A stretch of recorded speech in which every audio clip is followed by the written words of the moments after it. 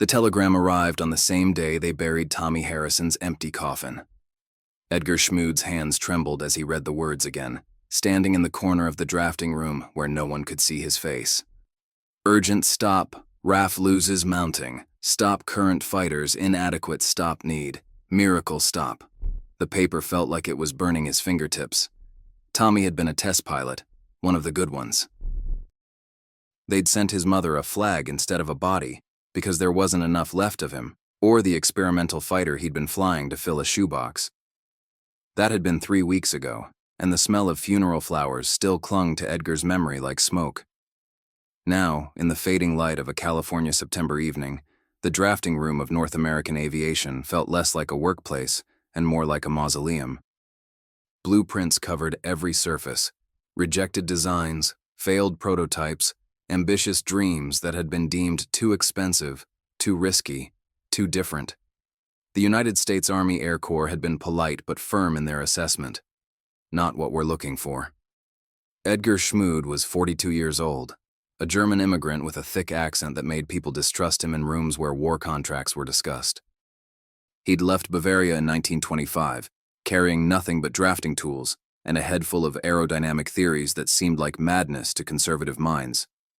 For 15 years, he'd watched mediocre designs get approved while his innovations gathered dust. But tonight, something had shifted. The telegram was from Britain, a desperate plea forwarded through back channels by officers who'd run out of options. The Royal Air Force was bleeding pilots over the English Channel. The Supermarine Spitfire, that beautiful, graceful aircraft that everyone praised, was getting shredded above 20,000 feet by German Messerschmitt Bf-109s. The Hawker Hurricane was worse, solid, dependable, and utterly outmatched by the Luftwaffe's speed and altitude performance. They need something that doesn't exist yet, Edgar thought, his eyes drifting to the corner of his desk where a rolled set of blueprints had been gathering dust for 8 months. The NA-73X. It had been rejected in February. Too unconventional, they'd said. The laminar flow wing design was unproven. The inline Allison V1710 engine configuration was problematic. The whole concept was too much of a gamble when America needed reliable trainers and bombers, not experimental fighters for a war that, officially, wasn't America's problem yet. But Edgar had kept working on it anyway, in stolen hours between approved projects, sketching refinements in the margins of other people's blueprints, calculating drag coefficients in his head during sleepless nights, when the nightmares about Tommy's crash would wake him at 3 a.m. The door to the drafting room creaked open. "Still here, Ed?" Raymond Rice stood in the doorway, backlit by the hallway's fluorescent glare. Rice was younger, 34, and possessed the kind of restless energy that made him pace during meetings. He was also the only senior engineer at North American who'd defended Edgar's unconventional designs when the board had wanted to shelve them permanently. "Couldn't sleep anyway," Edgar replied, his accent turning the words thick and heavy. "You read the British report?" "Read it?" Rice stepped inside, closing the door behind him. "I memorized it. 23 Spitfires lost last week alone. Good pilots burning up because their planes can't climb fast enough, can't catch the 109s in a dive, can't..." He stopped himself, jaw clenched. "We could have had something in the air by now. They didn't want it. The Army didn't want it. The British might feel differently." Rice moved to Edgar's desk, his eyes falling on the rolled blueprints. "Is that..." "The NA-73X specifications. Updated." Edgar unrolled the plans slowly, almost reverently. In the warm light of his desk lamp, the lines and numbers seemed to glow. "I've been refining the wing profile. If we can reduce drag by another 12% and increase the coolant efficiency, we might achieve 380 miles per hour at 15,000 feet. Maybe more." Rice leaned over the desk, his practiced eye scanning the calculations. "Christ, Ed. This is... You've been working on this alone? Who else would work on something the Army already rejected?" "The Army," Rice said slowly, his finger tracing the fuselage design, "isn't the only customer anymore." Outside, the California night had fully settled over the aircraft plant.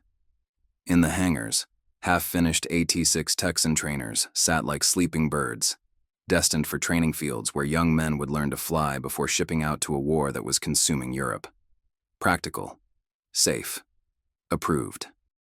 But in this small room, under a single lamp, two engineers stood over a blueprint that represented something more dangerous than any fighter plane. Hope. The British Purchasing Commission is in New York right now, Rice said quietly. I have a contact.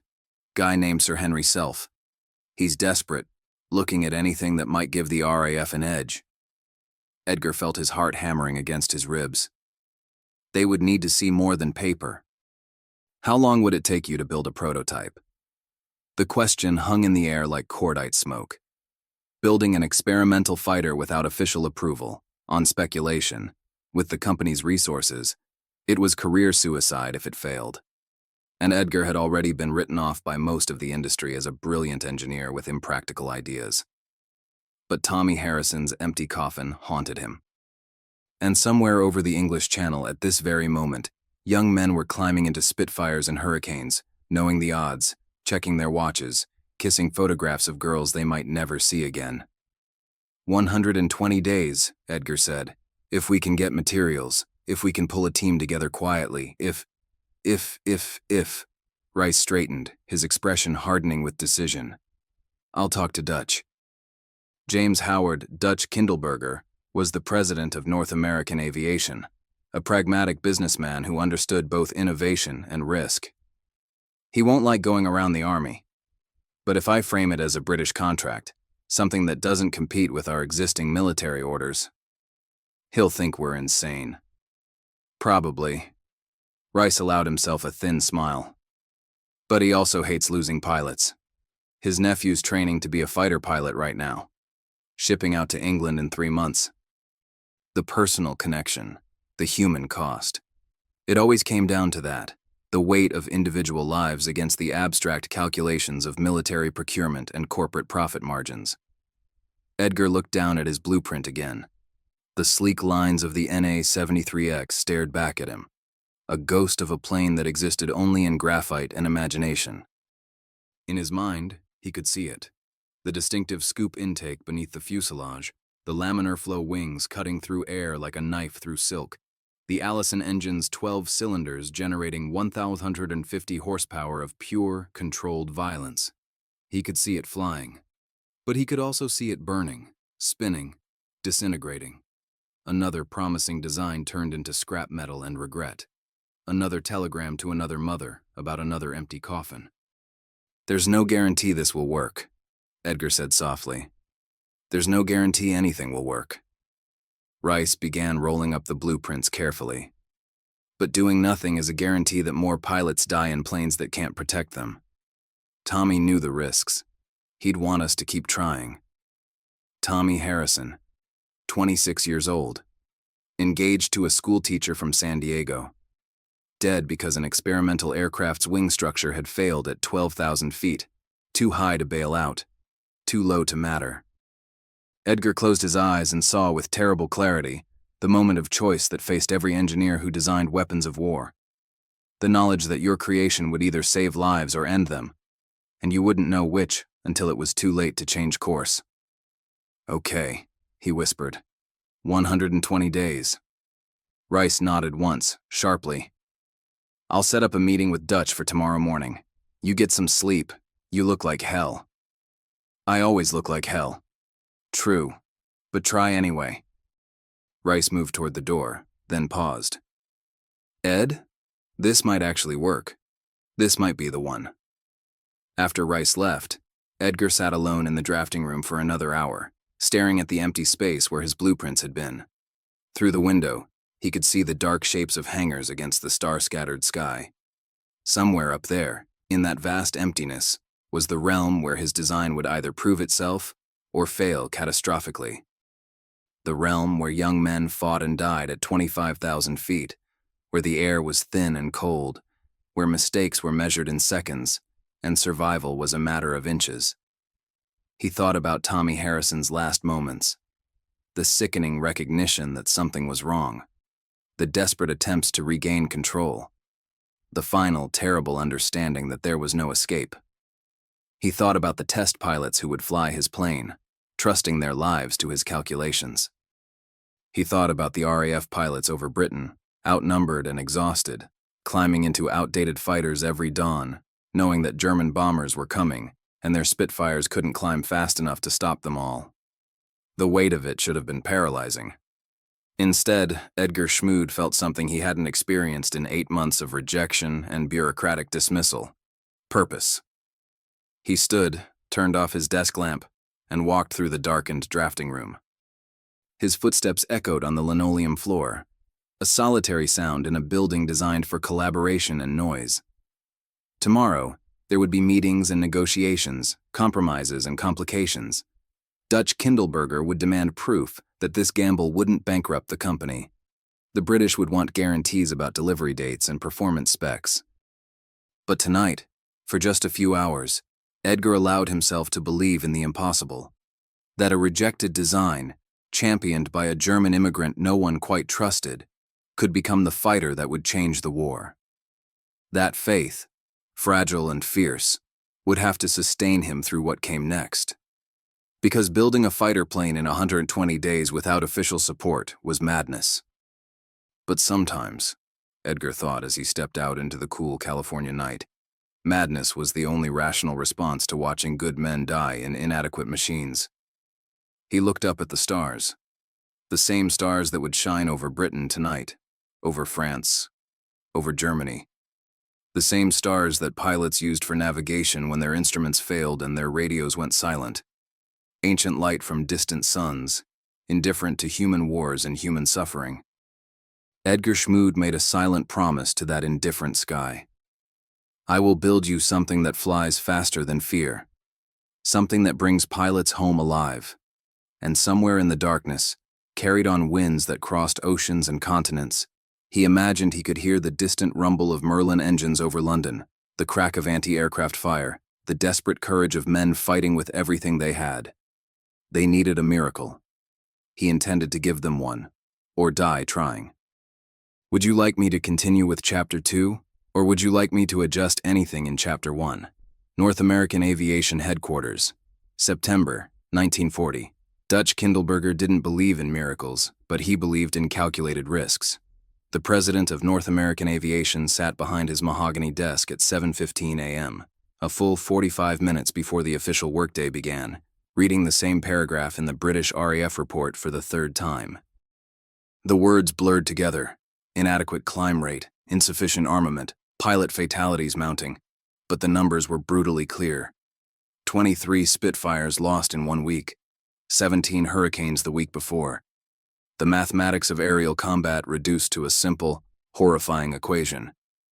Britain was running out of pilots faster than it could train replacements, and running out of time even faster. Raymond Rice and Edgar Schmood stood on the other side of the desk, watching Kindleberger's face for any hint of what he was thinking. The morning sun streaming through the Venetian blinds cast prison bar shadows across the office walls, and Edgar couldn't shake the feeling that they were on trial, awaiting a verdict that would either vindicate years of work or condemn them as reckless dreamers. 120 days, Kindleberger finally said, his voice flat and dangerous. You want to design, engineer, and build a completely new fighter aircraft in 120 days. Yes, sir, Rice replied. Without Army approval, without a contract, on pure speculation that the British might be interested enough to place an order. The British Purchasing Commission is desperate, Dutch. Sir Henry Self told me personally they're looking at anything that can outperform the Bf-109. Our design, your rejected design. Kindleberger's eyes shifted to Edgar, sharp and assessing. The one the Army Air Corps told us was too experimental, too risky. The exact words they used were interesting but impractical. Edgar felt heat rising in his face, but he kept his voice steady. The Army Air Corps is not fighting for survival. Britain is. Different circumstances require different thinking. Different thinking can bankrupt a company. Kindleberger stood, moving to the window where he could see the aircraft plant spreading across the Inglewood landscape. Hangars, assembly buildings, Workers already arriving for the morning shift. We have contracts for AT-6 trainers. We have contracts for B-25 bomber modifications. Those are guaranteed revenue, safe bets. What you're proposing is gambling company resources on a project that might never generate a single dollar. Or it might generate millions, Rice countered. The British need fighters immediately. If we can deliver a superior aircraft while Curtis and Republic are still tooling up their production lines. If, Kindleberger turned back to face them. That's the problem with engineers. You think in possibilities. I think in probabilities. And the probability of designing a world-class fighter in 4 months is... He paused, choosing his words carefully. Statistically insignificant. Silence filled the office like smoke. Outside, Edgar could hear the first sounds of the plant coming to life. Truck engines, shouted greetings, the pneumatic hiss of air compressors. Normal sounds. The routine of industrial production. Safe, predictable, profitable. Everything his design was not. My nephew is training at Randolph Field right now, Kindleberger said quietly, and both Rice and Edgar looked up sharply. Daniel, 22 years old, top of his class. He requested assignment to the Eagle Squadron, American volunteers flying with the RAF. The words hung heavy in the air. The Eagle Squadron. Young American pilots who'd crossed into Canada to enlist with the Royal Air Force, circumventing neutrality laws because they believed Britain's fight mattered, because they couldn't stand idle while Europe burned, because they had courage that their government lacked. He writes me letters, Kindleberger continued, his back still to them. Tells me about the British pilots he's training with. Boys. And they are boys. Most of them barely old enough to shave. Who've flown 3, 4, 5 missions a day. Who've watched their friends burn.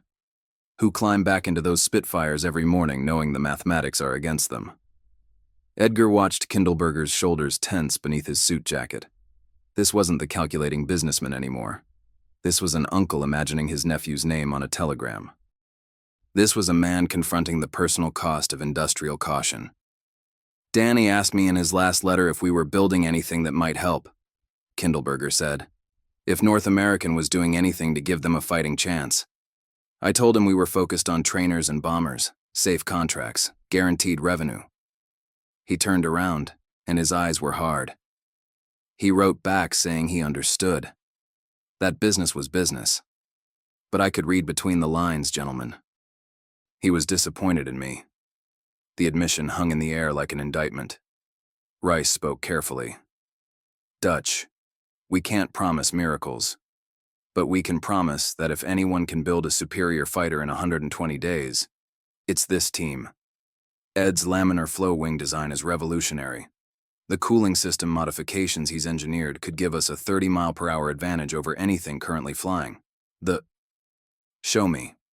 Kindleberger cut him off, moving back to his desk. Not theories. Not calculations. Show me something tangible that makes me believe this insanity has a chance in hell of working. Edgar stepped forward, spreading the updated blueprints across Kindleberger's desk. His hands were steady now, his voice clear. This was the language he spoke fluently, the language of aerodynamics and engineering, where every line meant something, where beauty and function were inseparable. The key is drag reduction, he began, his accent somehow adding authority rather than undermining it. Every existing fighter treats the cooling system as a necessary evil, something that creates drag but cannot be avoided. I have designed a system where the coolant radiator actually contributes to thrust through the Meredith effect.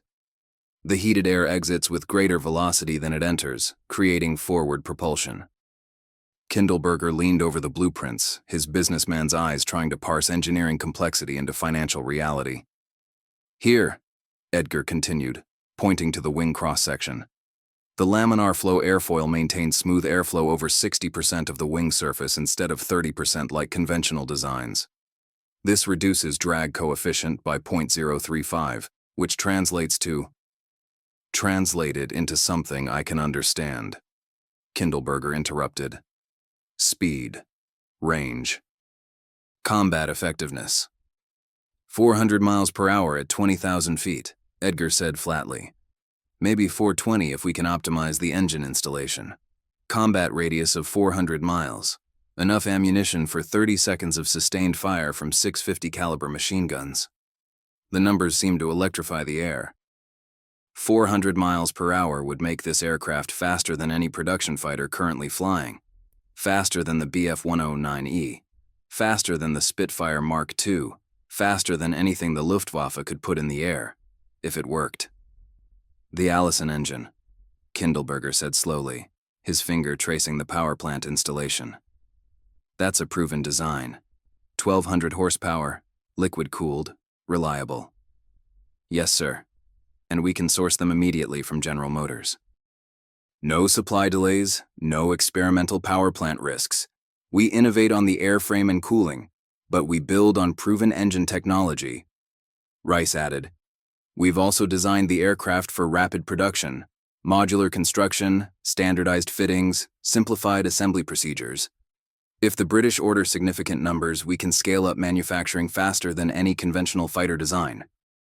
Kindleberger was silent for a long moment, his eyes moving between the blueprints and the two men who'd gambled their careers on this meeting. Outside, the plant was in full operation now, the steady rhythm of American industrial might producing safe, approved, profitable aircraft. But wars weren't won by playing it safe. How much? Kindleberger finally asked. Sir? How much of our resources to build the prototype? Raw numbers. Don't sugarcoat it. Rice and Edgar exchanged glances. This was the moment of truth. $40,000 in materials, Rice said. Another $30,000 in labor costs if we pull a specialized team from current projects. We'd need priority access to the wind tunnel at Caltech for testing. We'd need $70,000, Kindleberger said flatly. $70,000 that generates zero revenue if the British say no. $70,000 that I'll have to explain to the board if this prototype ends up as scrap metal. Yes, sir, Edgar said quietly. That is the cost of trying. And the cost of not trying? Kindleberger's voice was sharp. How do we calculate that, Mr. Schmood? How do we put a price on American boys dying in inadequate fighters because we were too cautious to take a risk? The question wasn't rhetorical. It was an accusation and a confession all at once. The burden of command reduced to its essential mathematics. Money versus lives. Profit versus principle. The safe path versus the right one. Edgar thought of Tommy Harrison's empty coffin. He thought of Kindleberger's nephew Danny, training at Randolph Field, preparing to fly into a war where the odds were calculated in blood. He thought of the RAF pilots over Britain who would fly today, and tomorrow, and the day after, until they won, or until there were no pilots left. We cannot calculate that cost, Edgar said softly. But we will pay it anyway, whether we build this aircraft or not. The only question is whether we pay it with our money or with their lives. The words hung in the air like a pronouncement of judgment. Kindleberger looked down at the blueprints again, at the sleek lines of the NA-73X, at the technical specifications that represented hundreds of hours of work, at the dream of an immigrant engineer who believed he could build something that mattered. 120 days, Kindleberger finally said. Not a day more.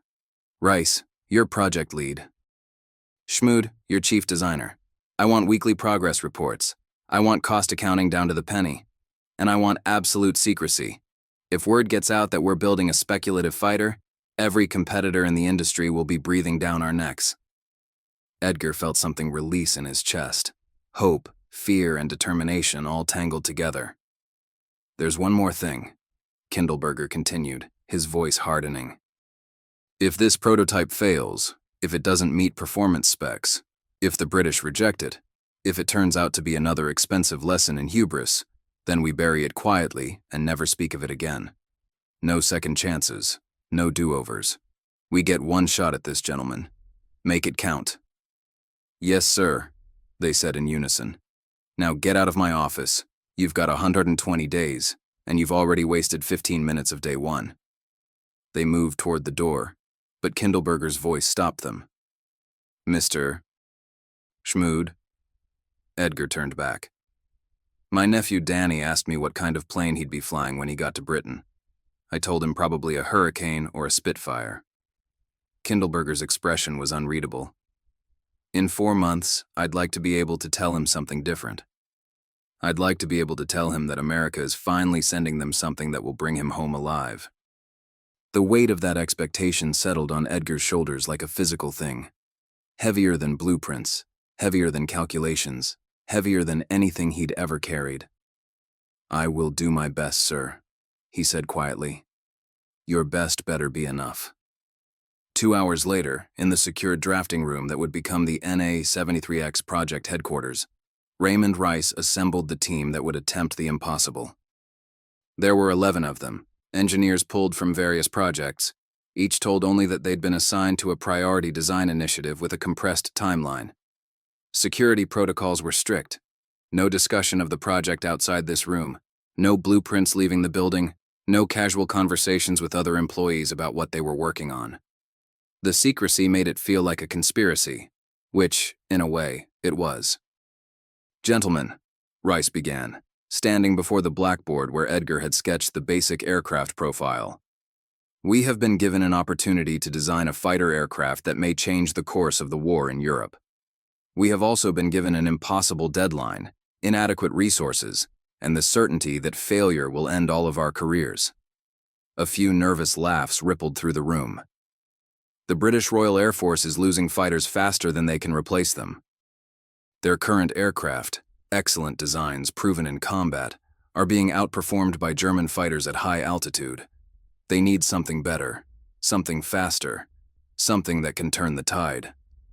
Rice paused, letting the weight of the mission sink in. We're going to build it in 120 days. The laughter stopped. That's insane, someone said from the back. Yes, Edgar Schmood agreed, stepping forward. It is completely insane. It is also necessary. He pointed to the blackboard sketch. This is the NA-73X. It incorporates several revolutionary design elements that I have been developing for 8 years. The laminar flow wing, the low-drag cooling system, the optimal engine installation. On paper, this aircraft should achieve 400 miles per hour with superior climb rate and combat radius. Should, another engineer challenged. Should, Edgar admitted. Because we have never built it. We have never tested it. We have never proven that these theories work in reality. He met their skeptical eyes steadily. That is what the next 4 months are for. Rice took over again, his voice crisp and commanding. We're dividing into 3 teams.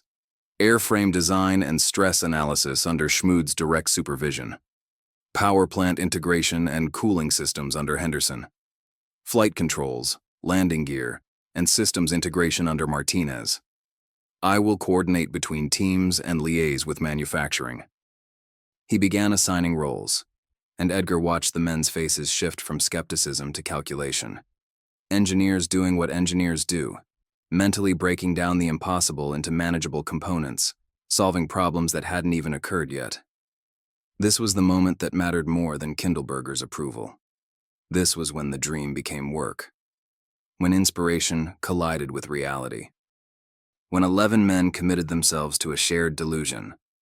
That talent, dedication, and sheer bloody-minded determination could overcome the limitations of time and resources. One more thing, Rice said when the assignments were complete. There's a test pilot training at Randolph Field right now named Danny Kindleberger, the president's nephew. In a few months, he'll be flying combat missions over Europe in whatever aircraft the RAF assigns him. Rice let that sink in. What we build here might be the plane that keeps him alive. That keeps hundreds of pilots alive. Remember that when you're working through your 3rd consecutive night shift and wondering why you're doing this. The room was silent. All right, Rice said quietly. Let's build a fighter. And so it began. The most audacious gamble in American aviation history. In the secured drafting room, Edgar Schmood and his team worked 18-hour days, translating theory into technical specifications. Wind tunnel tests at Caltech revealed that the laminar flow wing performed even better than predicted, reducing drag by 38%. But the cooling system proved problematic. The ducting geometry had to be revised 3 times before the airflow reached optimal velocity. In the machine shops, craftsmen fabricated components with tolerances measured in thousandths of an inch. The aluminum skin panels were formed by hand, shaped over wooden molds, riveted with obsessive precision. There were no shortcuts, no compromises. Every piece had to be perfect because there was no time to fix mistakes. In the accounting office, costs mounted with terrifying speed. By day 30, they'd spent $42,000. By day 60, $78,000. Kindleberger attended every weekly meeting with the expression of a man watching his company's resources drain away on a massive bet that might never pay off. But the aircraft was taking shape. By day 80, the fuselage was complete, a sleek, predatory shape that looked fast even standing still. By day 90, the wings were attached, and the Allison V-1710 engine was installed. By day 100, the aircraft sat complete on the hangar floor, silver and menacing, its propeller blades catching the light like swords. They'd done it. They'd actually done it. On day 102, Edgar Schmood stood in the hangar at midnight, alone with the aircraft he dreamed into existence. Up close, it looked impossibly fragile. Aluminum skin stretched over aluminum ribs, held together by tens of thousands of rivets and faith. This thing that looked like art was supposed to be a weapon. This thing he'd created with slide rules and determination was supposed to save lives. He reached out and touched the wing surface, feeling the cool metal beneath his palm. "Please work," he whispered to the silent aircraft. "Please be enough." Because in 18 days, they would find out if 8 years of theory, 4 months of obsessive work, and $78,000 had produced a miracle, or just another expensive failure. The test flight was scheduled for October 26, 1940, and the fate of thousands of pilots would rest on whether Edgar Schmood's rejected design could fly. Would you like me to adjust anything in Chapter 2 before I continue with Chapter 3? Minesfield, Inglewood, California. October 26, 1940. The aircraft sat on the runway at dawn, like a silver ghost waiting to be born. Edgar Schmood stood 50 yards away, his hands thrust deep in his coat pockets to hide their trembling, watching the pre-flight inspection team crawl over every inch of the NA-73X prototype. The morning air was cold and sharp, carrying the scent of aviation fuel and fresh paint. Behind him, he could hear the murmur of voices, engineers, executives, military observers who'd heard rumors of North America's secret project and demanded to witness the test flight. 117 days. That's how long it had taken from Kindleberger's approval to this moment. 3 days ahead of schedule, which should have felt like victory, but instead felt like tempting fate. "She's beautiful," Raymond Rice said quietly, coming to stand beside Edgar. "Even if she never flies, she's the most beautiful thing we've ever built." Edgar couldn't speak. His throat was too tight. Because Rice was right. The aircraft was beautiful in a way that transcended aesthetics. The laminar flow wings swept back in perfect mathematical curves. The engine cowling integrated seamlessly with the fuselage. The canopy glass caught the dawn light like a jewel. Every line, every surface, every component represented thousands of hours of calculation and craftsmanship. But beauty didn't matter if it couldn't fly. "Where's Chilton?"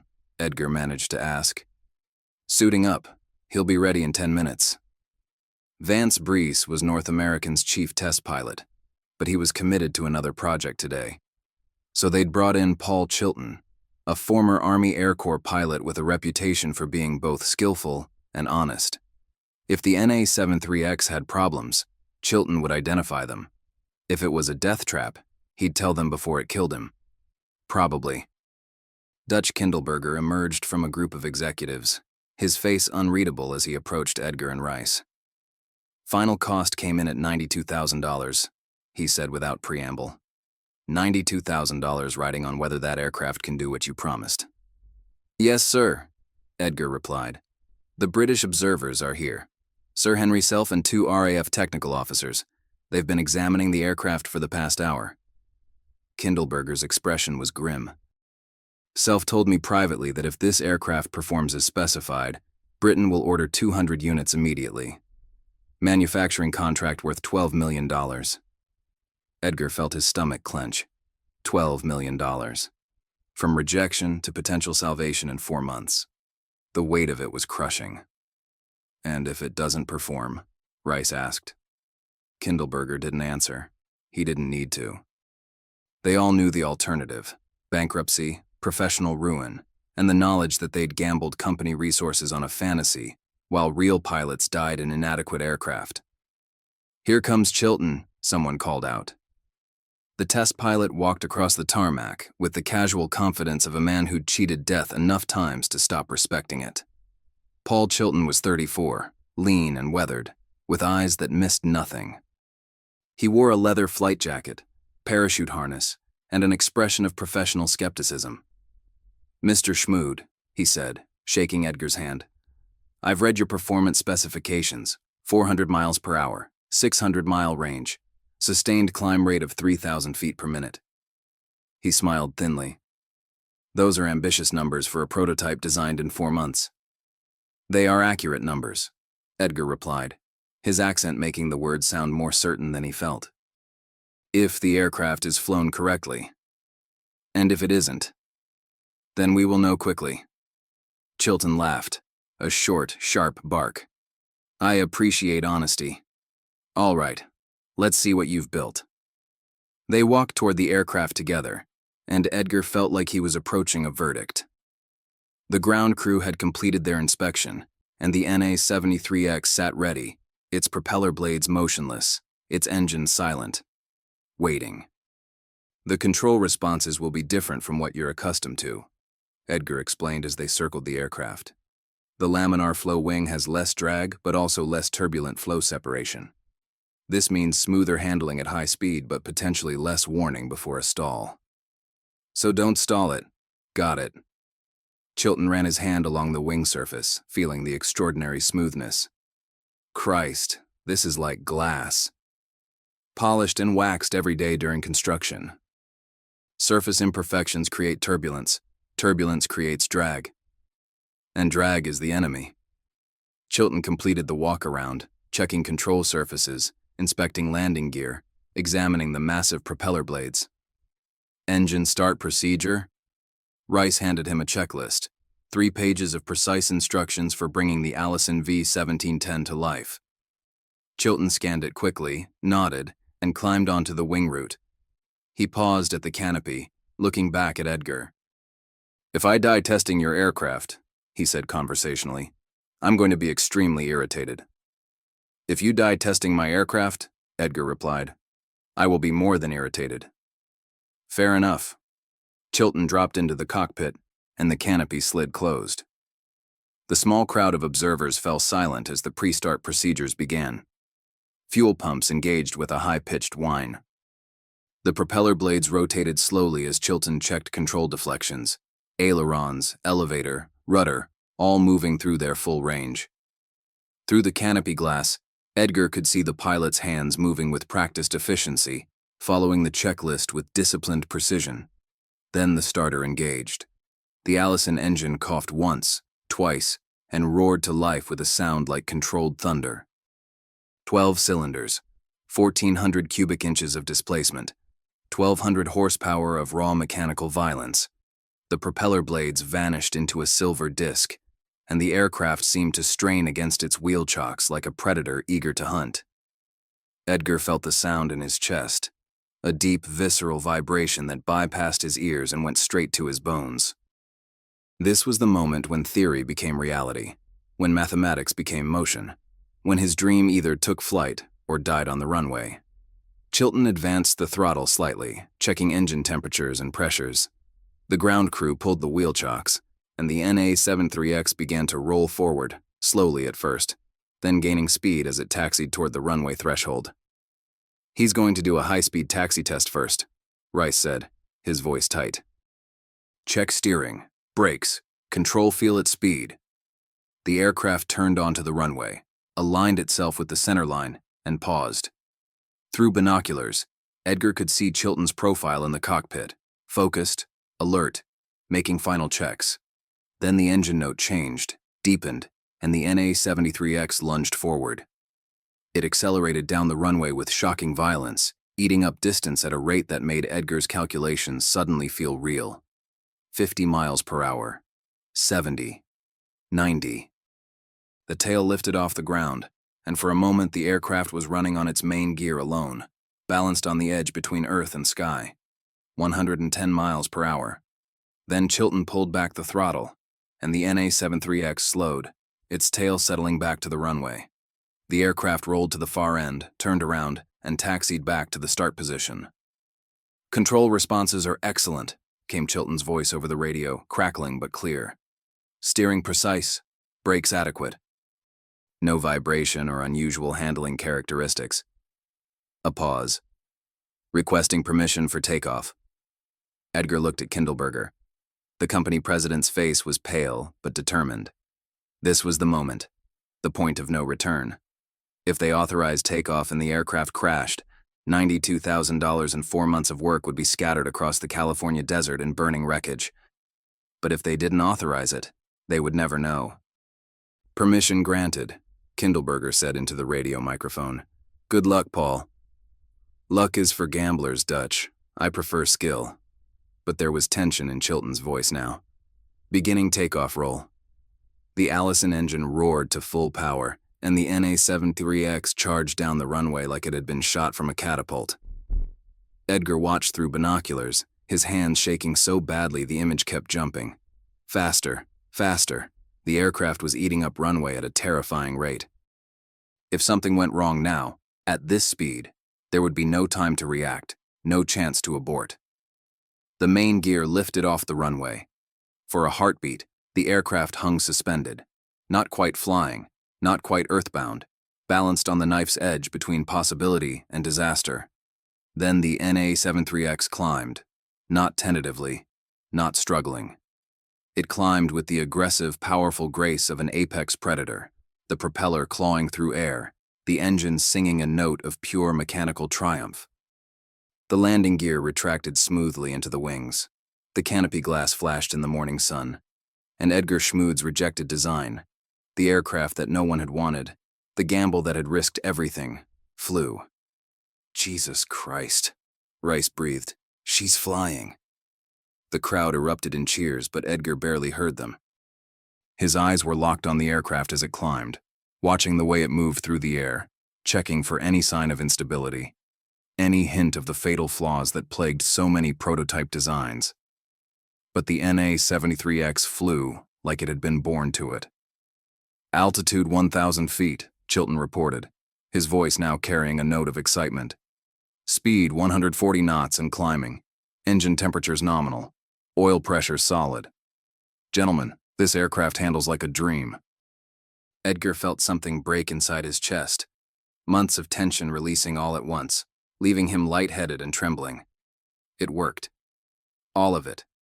The laminar flow wing, the cooling system, the engine installation, every single calculation and innovation and desperate compromise, it all worked. "Accelerating to cruise speed," Chilton announced. 200 knots, 220, still accelerating smoothly. Controls are light and responsive. No flutter, no vibration. The NA-73X carved through the sky in a wide climbing turn, gaining altitude and speed with effortless efficiency. At 3,000 feet, Chilton leveled off and began a series of handling tests, turns, rolls, stalls, dives. Each maneuver was executed with precision, and after each one, his radio reports grew more enthusiastic. "This is extraordinary," Chilton said after completing a high-speed dive. "I just clocked 285 knots in level flight. That's over 300 miles per hour. And the aircraft feels stable. I could push her faster, but I'm not sure we want to test structural limits on the first flight." "Negative," Rice replied immediately. "Return to base, Paul. We've proven the concept. Let's not push our luck." "Roger that. Beginning landing approach." The NA-73X descended in a graceful spiral, bleeding off altitude and speed as it lined up with the runway. Edgar held his breath during the final approach. Landing was where prototypes often revealed fatal flaws, where the combination of low speed and high drag could turn minor issues into catastrophic problems. But the aircraft settled onto the runway with textbook precision, its main gear touching down smoothly, the tail wheel following a moment later. Chilton let it roll to a stop, the engine note dropping to idle, and then there was silence. A moment later, the canopy slid back and Chilton stood up in the cockpit. Even from 50 yards away, Edgar could see the pilot's grin. "Mr. Schmood," Chilton called out, "you just built the best fighter aircraft I've ever flown." The crowd erupted again, and this time Edgar let himself feel it. The relief, the vindication, the pure, overwhelming joy of watching something impossible become real. Engineers were pounding his back, congratulating him, shouting technical questions that he couldn't process because his brain was still stuck on those 5 words. The best fighter aircraft I've ever flown. Dutch Kindleberger appeared beside him, and for once the company president was smiling. "Looks like we're in the fighter business," Kindleberger said. "Sir Henry Self wants to speak with you immediately. Something about increasing that order from 200 to 600 aircraft." 600. The number was incomprehensible. 600 NA-73X fighters would require massive manufacturing facilities, thousands of workers, years of production. It would transform North American aviation from a modest contractor into a major military supplier. It would also save lives, hundreds, maybe thousands of lives. Pilots who would fly into combat with an advantage instead of a handicap. "There's something else," Kindleberger continued, his voice dropping. "Sir Henry asked what we're calling this aircraft, official designation for British contracts." Edgar realized he hadn't thought about it. For 4 months it had been the NA-73X, a project code, not a name. But now it needed an identity. Something that captured what it was, what it represented. He thought about Tommy Harrison's empty coffin, about Danny Kindleberger training at Randolph Field, about the RAF pilots over Britain who flew and fought and died every day while politicians debated and bureaucrats hesitated. He thought about speed and power and the wild, untamed spirit of survival. "Mustang," Edgar said quietly. "We call it the Mustang." 3 months later, the first production P-51 Mustangs began rolling off North American aviation's assembly lines, sleek, fast, and deadly. By 1944, Mustangs were escorting American bombers deep into Germany, their long range and superior performance turning the tide of the air war. By 1945, over 15,000 Mustangs had been built, and the aircraft that almost never existed had become a legend. Edgar Schmood never spoke much about those frantic 120 days in 1940. When asked about the Mustang's development, he would only say that it was the product of talented people working together under impossible circumstances. But late at night, alone in his office, he would sometimes take out the original blueprints, worn now, stained with coffee and fingerprints, and remember the morning when his rejected design first took flight. Remember the moment when mathematics became magic. Remember that sometimes the difference between failure and triumph is simply refusing to give up. Lieutenant Danny Kindleberger flew his first combat mission in a P-51D Mustang on June 15, 1944, escorting B-17 bombers over occupied France. He completed 37 missions without a single aircraft loss, became an ace with 7 confirmed kills, and returned home in 1945 with a Distinguished Flying Cross and a letter of commendation that praised his exceptional skill and courage. He never knew that the fighter that kept him alive had been designed specifically with him in mind, that his uncle had gambled a company on the belief that American ingenuity could overcome impossible odds, that an immigrant engineer named Edgar Schmood had worked 18-hour days for 4 months straight because he couldn't bear to see another empty coffin.